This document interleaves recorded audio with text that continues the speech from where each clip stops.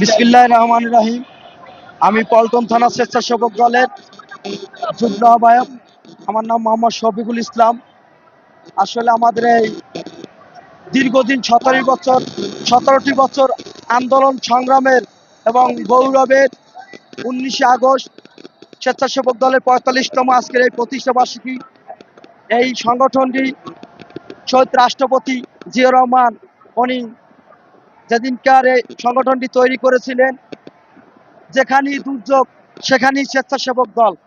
তাই আমরা আজকে স্বেচ্ছাসেবক দল দীর্ঘ 17টি বছর এই ফ্যাসিস্ট হাসিনা, স্বৈরাচার এবং খুনি ডাইনে হাসিনার হাত থেকে মুক্ত, 5ই আগস্টের পরে মুক্ত, এবং দীর্ঘ 17টি বছর যে আমরা স্বাধীনভাবে আমাদের এই প্রতিষ্ঠাবার্ষিকী, আমাদের সংগঠনের প্রতিষ্ঠাবার্ষিকীতে আমরা কোনো আনন্দ উৎসব আমরা পালন করতে পারিনি এই অবৈধ স্বৈরাচার হাসিনার জন্য।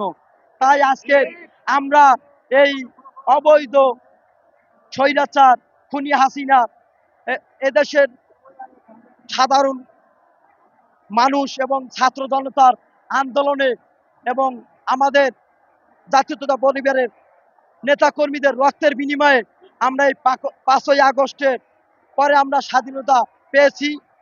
ইনশাল্লাহ আজকের এই প্রতিষ্ঠা বার্ষিকীতে আমরা আমাদের পল্টন থানা স্বেচ্ছাসেবক দলের পরিবার এতটাই যে আমরা আনন্দ ভাষায় প্রকাশ করতে পারছি না যে আমরা স্বৈরাচার মুক্ত, যে আমরা আজকের এই প্রতিষ্ঠা বার্ষিকী পালন করতে পেরেছি।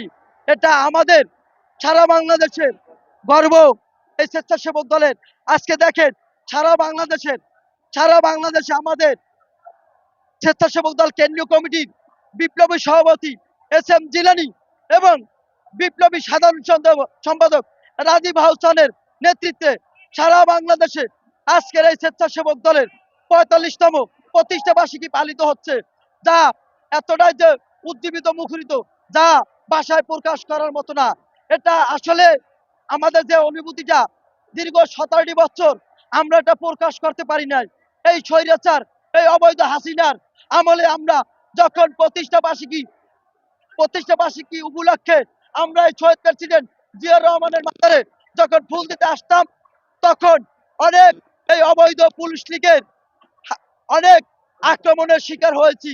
আমাদের এই স্বেচ্ছাসেবক দলের অনেক পরিবার গুম খুন হয়েছে। তাই আমরা এবার এই 45তম প্রতিষ্ঠা বার্ষিকীতে সবচেয়ে বেশি আনন্দ এবং হাসিনা মুক্ত বাংলাদেশে আমরা এই প্রথম আমাদের সংগঠনের স্বেচ্ছাসেবক দলের প্রতিষ্ঠা বার্ষিকী আমরা পালন করছি, এবং আমাদের প্রধান স্বেচ্ছাসেবক দলের নেতৃবৃন্দ অনেক আনন্দিত।